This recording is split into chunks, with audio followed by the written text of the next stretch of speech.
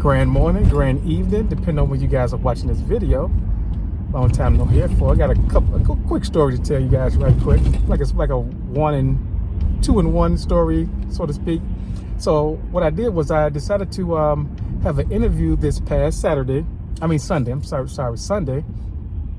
for a young lady who I was told that was in a class in high school, but she's in the classroom with unfortunate kids or misguided kids or mischievous kids or whatever have you.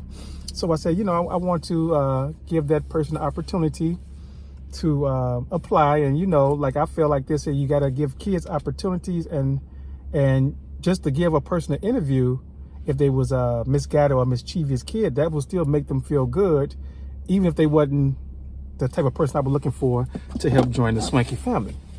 So I said, I can't be biased, I can't be judgmental. So I was prepared for that. And the young lady who came up to me for the interview, she was opposite of that. This young lady was bright, she was brilliant. She's going to school to be an entrepreneur, and she's majoring in business, and she wants to be an actor. And I'm like, this young lady is amazing. I mean, spectacular. A fresh of breath air to see a teenager who is that bright, have goals, has inspiration, and just articulate, nice, respectful, everything. It was beautiful. So it was opposite of what I thought I was going to meet, because I was told that she was in a classroom with from kids that was like mischievous. So it made me think, like, wait a minute. I watched a lot of documentaries and a lot of listen to a lot of YouTube channels where people say that the Chicago system, or just the system in the urban communities of our culture, try to program us to think that something's wrong with us when it's not. Because why would they put a young lady that's so smart and so intelligent and bright in a classroom like that? It just didn't make sense. And she said she was just randomly picked, her and a couple of her friends, which they are very bright kids. And it's amazing because the high school is a known high school. It's a very good high school. But that just amazed me. So anyway, that was like just crazy. But anyway, as we were doing the interview, this weird thing happened. So it's not like scary, but it was just a weird thing that happened. I didn't understand what was going on, but it was just weird. And it's one of the stories I want to share with you guys. So the young lady was, we were talking, I was asking her questions about, her career goals, and I was telling her about the Swanky clothing brand. And the lady walked past a couple of times. This lady was an Asian lady. I just say Asian lady. And she walked back and forth, and I noticed, but I didn't pay no attention. I just know she looked at some of the stuff that she wanted. So she came back and she pointed at a couple of garments. She said, I want this, I want that. She just said it like what she wanted. She was sure about it. I didn't do the swanky thing that I do when I greet people, because the way she told me what she wanted, she was just upfront, and I was like, okay, sometimes it's good not to say anything, just that's what they want, that's what they get. So as I pulled down one of the jackets she was purchasing, and she wanted the shirt, a kid shirt, the young lady was, she was standing there, so she was going to give me the actual shirt to give to, so I can put it in and purchase it and ring it up. So as the young lady went to actually grab the t-shirt, the lady paused and said, no, stop.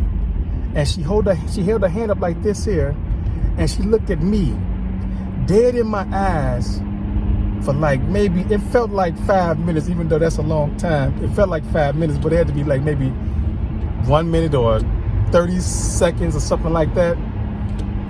But she stared at me, no blinking, no nothing. And it was so scary and weird that I just paused, because she threw her hand up like this and I could not move. And I looked at the young lady, was like, I'll get it. But I still couldn't move, because she was like, who's the owner? I said, I am. She said, I want you to get it. So I got the garment I didn't even let the young lady get the garment. I grabbed the garment off the rack, rung it up, because now my mind is like, what is this? I couldn't even like move. I was just stuck. It was crazy. So I bagged it up. I gave her the items, and it kind of felt like strange and weird because I was like, do I even sell something to someone like this here? Because within me, it was kind of like a disrespect to the young lady who I want to hire as an employee and to my culture.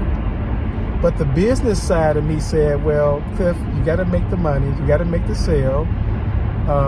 You can't control who buy your garment, regardless of the meaning and what it stands for.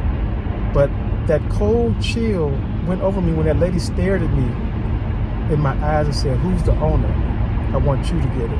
Now, with that being said, it could. I thought about it too. I was like, maybe that lady was there to teach me a lesson as being an owner, because she didn't know if that young lady was just someone there just purchasing anything, so she didn't know. And maybe that lady was giving me a lesson saying, you're the owner, you work here, you do your job completely.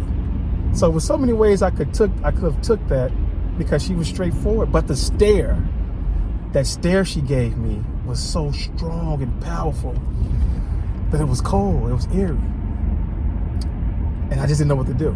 So with that being said, y'all, I was just interested. I got a part 2 of this here, and I'll tell you guys about that on the second trip, because I don't want this too long or too winded.